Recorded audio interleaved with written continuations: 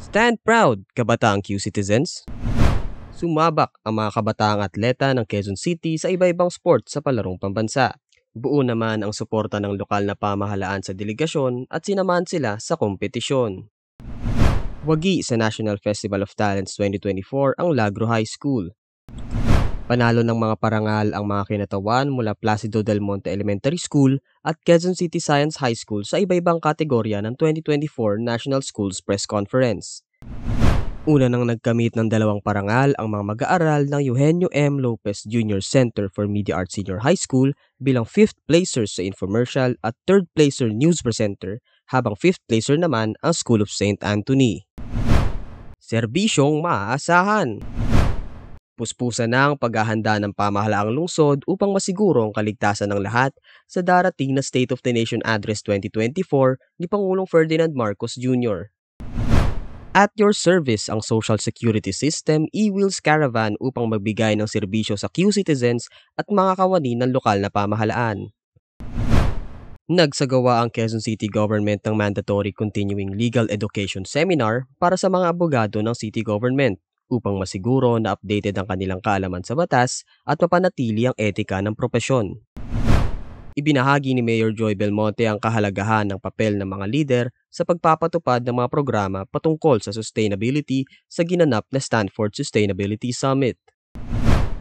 Nauna ng binida ng alkalde ang climate action at sustainability programs ng lungsod tulad ng pagbabawal ng single-use plastics, Joy of Urban Farming, Green Building Ordinance at iba pa. Kabilang si Mayor Belmonte sa 40 most innovative environmental changemakers in the world na naimbitahan ng Stanford University para makiisa sa summit. Nakibahagi ang QC Sangguniang Kabataan officials ng District 1 and 2 sa ginanap na Siyasat Kabataan Media Literacy Workshop na pinangunahan ng Public Affairs and Information Services Department. Nagsilbing resource speaker sinabayan mo ipatrol mo na sina Ms. Tabet Panelo at patrol ng Pilipino Team Lead Mr. Anjo Bagawisan, habang tinuruan naman ni Mr. Romeo Mariano ng QC Photographers Guild ang mga SK ukol sa photojournalism techniques. May buhay sa gulay. Dumalo sa Indigenous Vegetables Preference of Urban Consumers and Producers Workshop ang 70 kinatawan mula sa lokal na pamahalaan ng Tagaytay City, Silang Cavite at Quezon City. Katuwang ng lokal na pamahalaan ng International Institute of Rural Reconstruction at Consultative Group on International Agricultural Research, Resilient Cities Initiatives sa pagbuo ng naturang programa. Nakiisa ang Quezon City Council sa Strategic Learning Program katuwang ang Washington Global Institute at ang Department of the Interior and Local Government. Layon ng programa na mas mapaunlad ang kaalaman ng konseho pagdating sa paggawa ng pulisiya, makabagong paraan ng pamamahala, at iba pa na makakatulong sa pagpapanatili ng good governance sa lungsod. Basta QC, award-winning. Nakatanggap ng Ideal Rating o 100% na marka ang Local Council for the Protection of Children Functionality Assessment para sa taong 2023. Iginawad ng Department of the Interior and Local Government ang mataas na marka sa Quezon City bilang pagkilala sa iba-ibang programa at advokasya ng lungsod na nagbibigay proteksyon sa karapatan at kaligtasan ng bawat kabataan.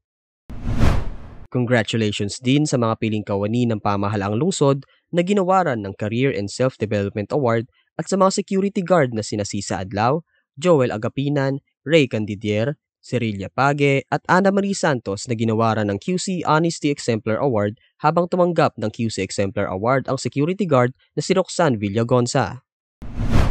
Another award for Mayor Joy. Tinanggap ni former House Speaker and QC Mayor Sonny Belmonte ang Isa V. Red Award na iginawad kay Mayor Joy Belmonte sa idinaos na 7th Entertainment Editor's Choice Award ng Society of Philippine Entertainment Editors. Ibinigay ito sa alkalde dahil sa kanyang advokasya at buong suporta para mapaunlad pa ang entertainment industry sa bansa.